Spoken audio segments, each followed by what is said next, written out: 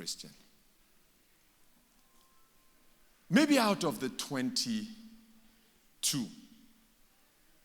about 4 told me that they matured through a formalized legal system, a formalized discipleship system. Most of us said our initial maturity was simply because we found ourselves in a group and someone in the group paid attention to us and helped us grow as a Christian. That's how most of us matured. The people who register for a lot of these are classes are not random members of your congregation. They are people who have a theological bent. They want to be pastors. They want to be deacons and deaconesses. 80% of your congregation doesn't come to your classes. So your classes cannot be discipling the 80%. And so we figured out that the way to disciple them is that we have to formally, without it being formal, create a system that places everybody in some group and somebody has responsibility for everybody. Because people grow faster in those groups. And then at some point, those people will get to a level of maturity where they will come to our classes. But if our classes are the first port of call, 80% of our church will not be discipled because they just don't attend. Maybe they do in yours, in ours they don't. They come to church regularly.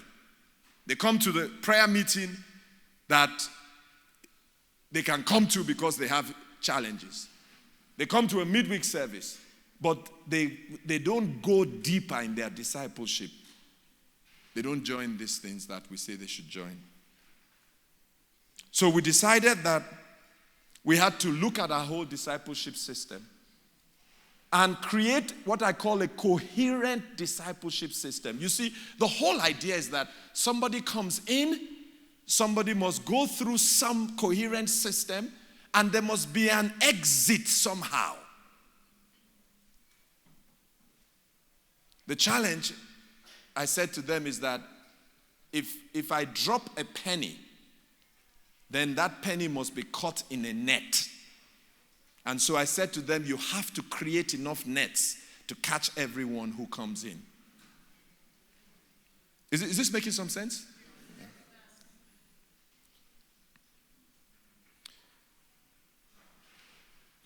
The third thing we did was we realized that there's a leadership problem. I don't know about your church, but we have a serious leadership problem. Why do we have a serious leadership problem? Because we appointed leaders for the wrong reasons. And now I'm stuck with 80 of them, and half of them, I have issues with half of them. Because we appointed them for the wrong reasons. Guess who we appointed as leaders? The person who was there first. The person who left last. The person who we thought worked the hardest. Whether the person had any leadership graces, was interested in leadership or not, it didn't matter. Because the person was the one who worked the hardest, followed me around, hung out with me. As a result, you have to be a leader. You're going to be the next deacon. Now, I have a deacon and I'm thinking, how on earth did I get you to be a deacon? You are a problem to me.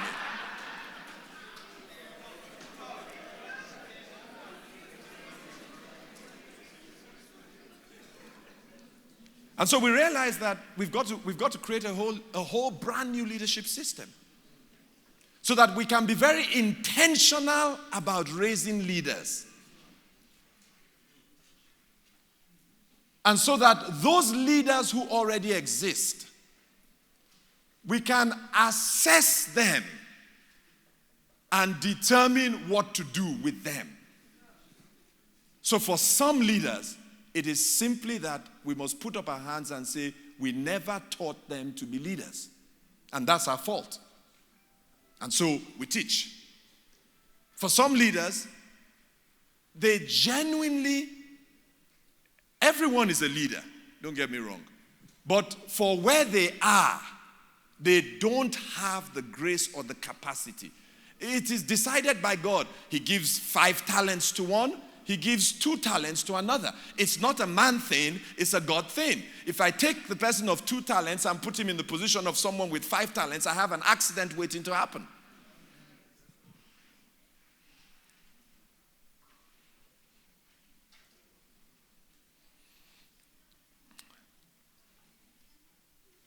And then we looked at how people are engaged. And this was the most interesting.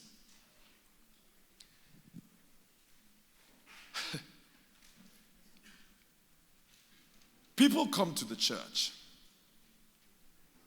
to serve in the church. We tell them that you have to be a worker. To be a worker, in our case, you go through 10 weeks or 12 weeks, I'm not sure what it is, I can't remember, of workers training. As it's 10 or 12, I can't remember what it is. So people come to church, and the barrier to serving in the house of God is so high that they don't bother.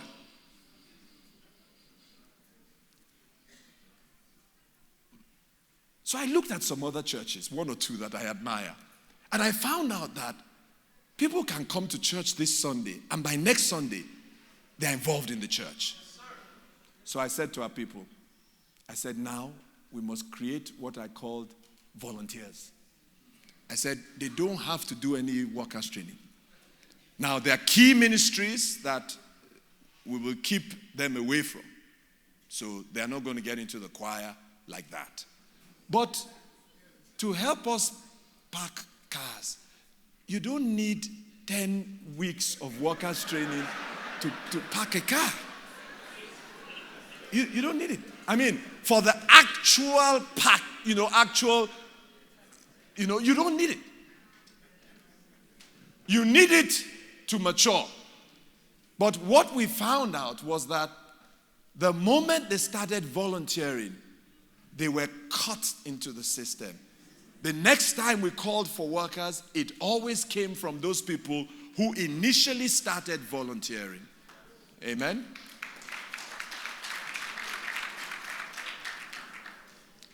And then we did something else.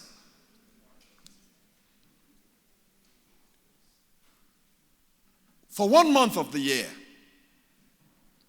we released the entire workforce. And I mean the entire workforce. They take a break. So how does the church run? We have about 600 workers. So we released the entire 600, apart from a few of us as leaders. So how does the church run? We ask the congregation. I start announcing in January that the workforce is going on holiday in February, mid-February. There's not going to be any choir. There's not going to be anybody behind the cameras. That was the one that actually I said to them, you want to let people behind these cameras. If anybody drops those cameras, then I will lay hands on somebody, and it will not be spiritual laying on of hands. Because each one of those cameras costs, 40,000 quid or whatever they say those things cost. But we release the entire workforce. Now, what that thing does is that it galvanizes the church, because people are sitting in the congregation and they're thinking, I wouldn't mind leading worship one day. So we say to them, you can come and do it for 4 weeks. The amount of talent we discover is unbelievable. Unbelievable. This last one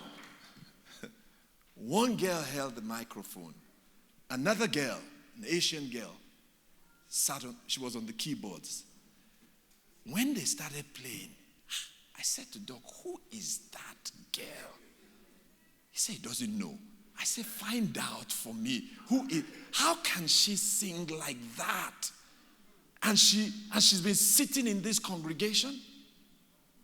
The amount of talent that comes up simply because we give an opportunity for people who don't feel that they measure up who don't feel that they can qualify to come out and serve God. It's incredible. And that's what grows our workforce. Because from that volunteer month, at least 50% of them will join the next workers training and become workers because they've tasted of it.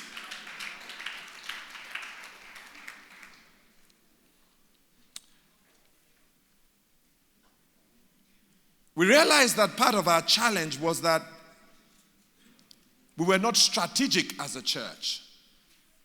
We were short-term in our thinking. Strategic means I'm thinking long-term, certainly medium-term.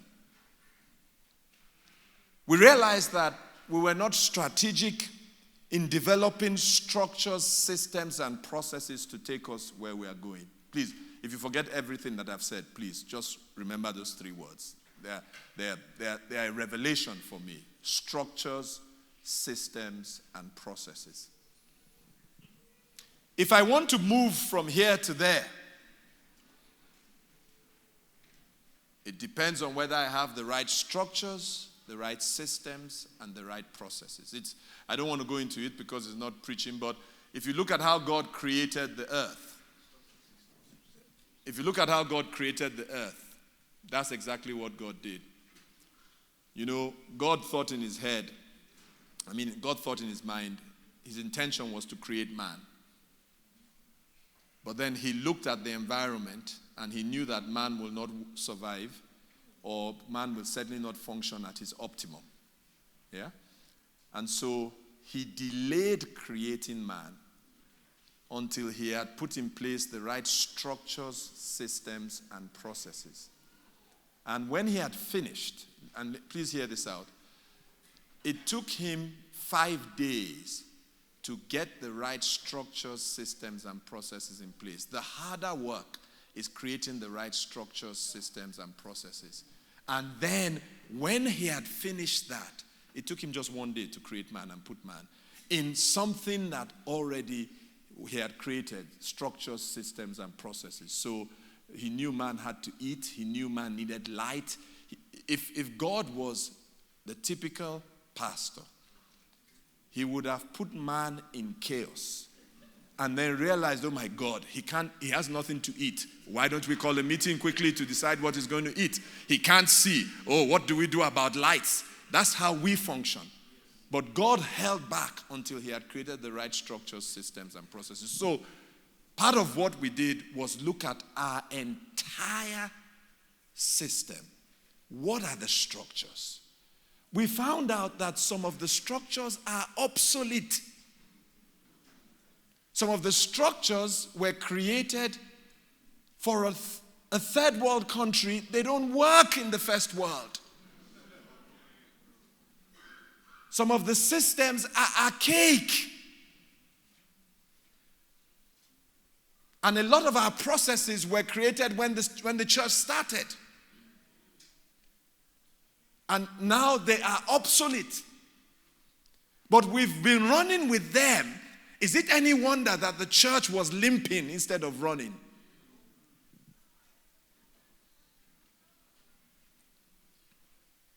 And then we realized that there were certain things we had to deal with that were principalities.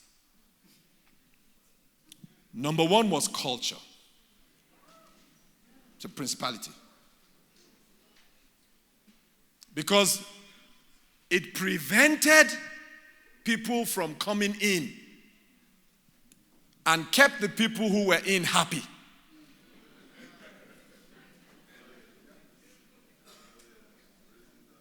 And what shocked us was that what we thought was the culture of the church, when we drilled down, not deep, we just drilled down below the surface, we found out that it was a totally alien culture.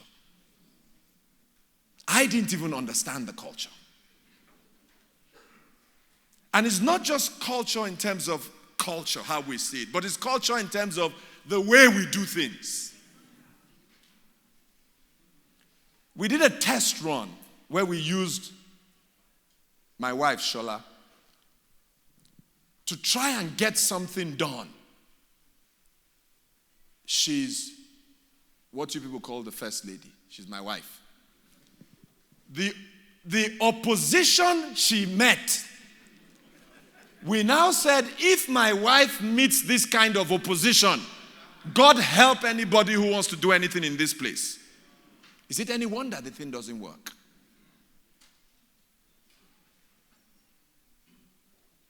If we're going to be transformational leaders, we must overcome culture. Culture is a barrier to people coming to our churches. We realized also that we had a problem with traditions of men. You know, I love the early church. It's actually a study for me. Acts 15, verse 1 to 2. And certain men came down from Judea and taught the brethren, unless you are circumcised according to the custom of Moses, you cannot be saved.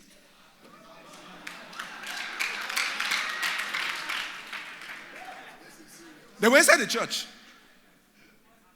But they said, no. We have been doing it like this. So this new thing you're doing, except it is how Moses did it, it's unacceptable. Thank God for Paul and Barnabas. If not, the early church would have died in the hands of those people. There are certain things that just have to go. Ancient landmarks, no. But a lot of things, they've got to go. Because those things are stifling and suffocating the church.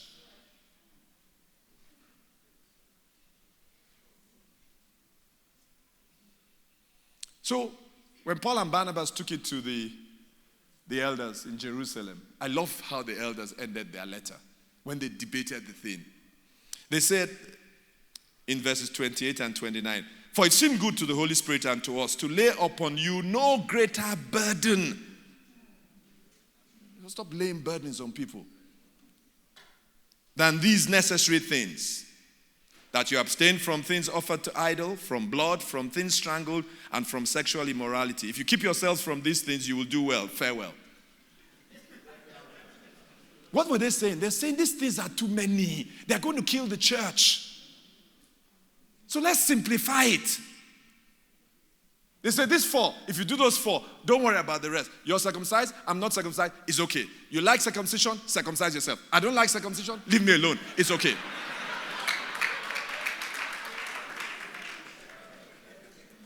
I cover my hair, you don't cover your hair, it's okay. You like covering your hair, that's all right. I don't cover my hair, neither does my wife, it's okay.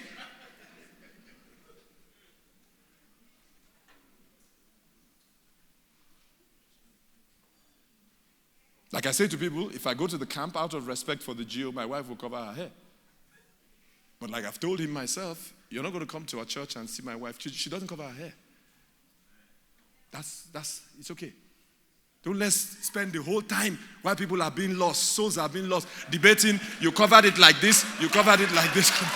What does that have to do with the price of tea in China?